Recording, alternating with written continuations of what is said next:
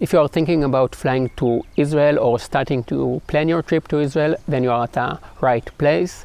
Hi guys, my name is Oren and I'm a professional tour guide. Now my whole internet site and channel is dedicated to Israel. I've written about the sites, the Israeli society, the best hotels and hostels, but I wanted to do this video, with all the most important stuff. So let's get started. And I will start by saying that Israel is a safe destination. If you are not afraid flying to New York or Berlin, then you shouldn't be afraid flying to Israel. Before people come to Israel, they are concerned with safety issues. Once they are arrived, they are concerned with how expensive things are, and I will talk about it in a minute. Now, you will probably land in Natbag. This is the name the Israelis call the airport, but it is also called Ben Gurion Airport or TLV. It has the perfect location right in the middle of Israel between Jerusalem and Tel Aviv. It takes about 40 minutes to get from the airport to the middle of Tel Aviv, and a little bit longer to Jerusalem. Now, to Jerusalem, you can take the train. The line will be open in the middle of 2018. Until then, you need to or take a bus. There is a bus 485 that goes every hour to Jerusalem, or there are shared taxis. These are taxis of 10 people that you can take to Jerusalem, or of course, take a cab.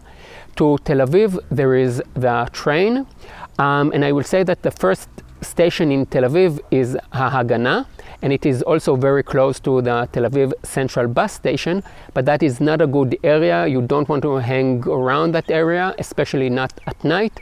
It is much better to take the train to Savidor Center or Arlozerov, this station located in the middle of Tel Aviv, and from there you have many buses. You can take a taxi. You can also email your hotel or hostel what is the best way to get there. But south of Tel Aviv, at your first night in Israel, it's not a good idea.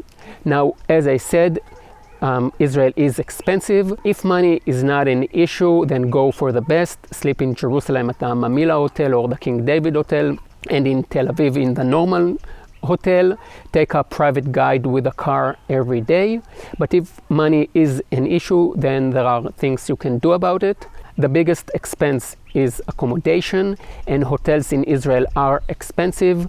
The average night is more than $200 in hotels, but you can also take hostels. In the last couple of years, some great hostels opened in Israel, and all of them also offer private rooms. So you basically sleep at a hostel, pay less, but have a room like a hotel. So I can really recommend that. Another thing is that Israel has great street food, so you can have lunch for $7, $8, $9 and it will fill you up.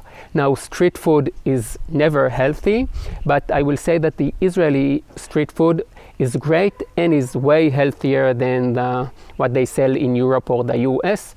The best time to travel to Israel is March, the beginning of spring. It is still low season, so the prices are lower. Everything is beautiful and green, and the chances that it will rain are quite small.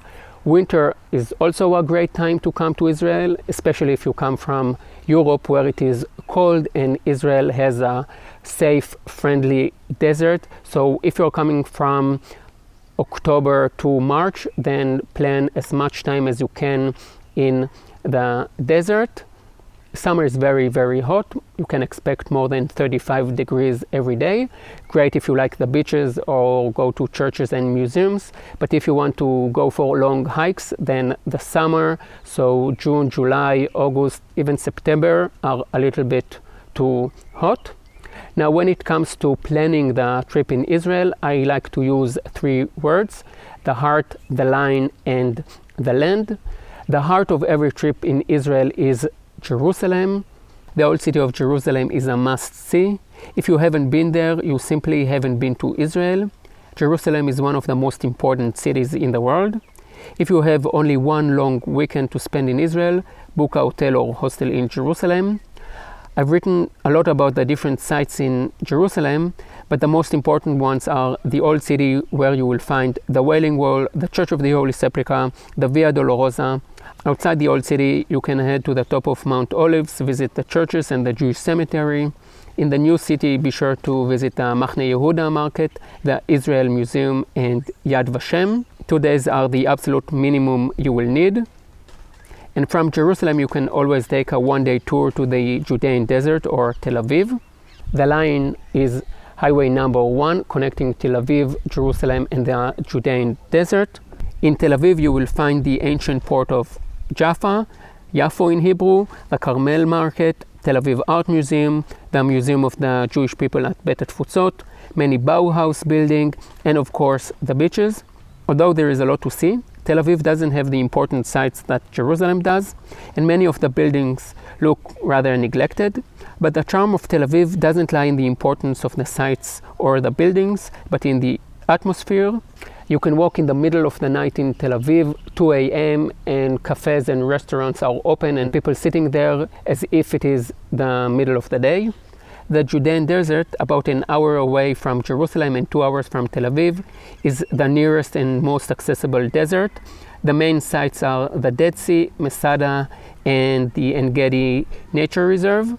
If you plan to spend 5 days traveling in Israel, then these places are more than enough. I would recommend staying 2 or 3 nights in Jerusalem, 1 night in the Judean Desert, and another 1-2 nights in Tel Aviv. If you like the desert and plan on coming in winter, then maybe spend 2 nights in the Judean Desert. And if you prefer the beaches and nightlife, then stay a little longer in Tel Aviv. The land is basically all the rest, and there is a lot to see. The Negev Desert, Nazareth, Haifa, the Sea of Galilee, the Golan Heights, Akko, Caesarea, and much more. Here I can't really summarize it all into a few sentences, since it really depends where you are coming from, when you are coming, and what are your interests.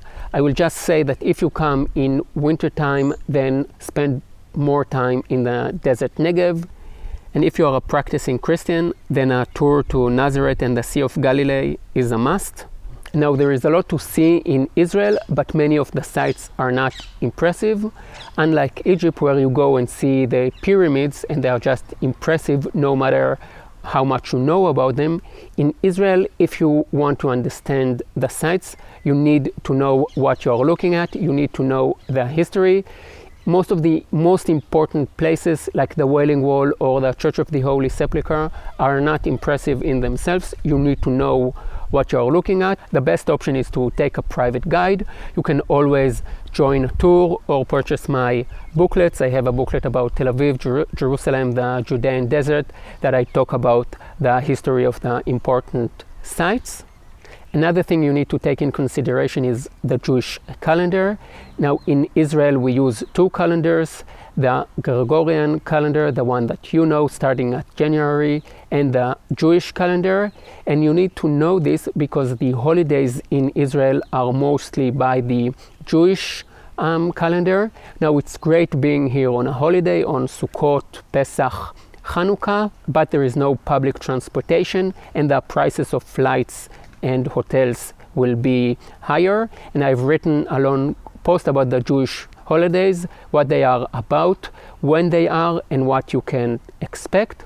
About transportation, I will say that when you're in the big cities, you don't need a car, but if you want to go to the Golan Heights or to the Negev Desert, it is much easier hiring a car. You can also go there with public transportation, but it is way more convenient with your own car.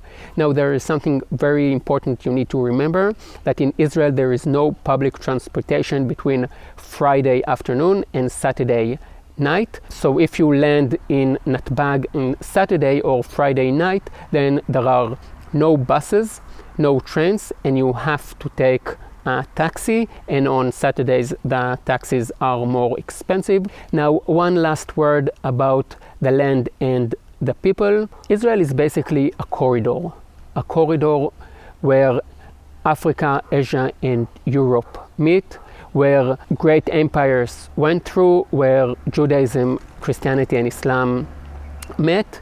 And like the land and the history, so are the people restless. Something interesting is always going on. People here are always hurrying. I think that Israel is the most interesting piece of land that exists on this planet. Come and see for yourself. That's it, guys. I hope you enjoyed this video. If you did, then please help me grow my new channel by subscribing. Now these videos are for you, so please write me down here what you want my next videos to be about: the desert, Jewish site, churches, how to plan your trip. That's it, guys. See you in the next video, and bye for now.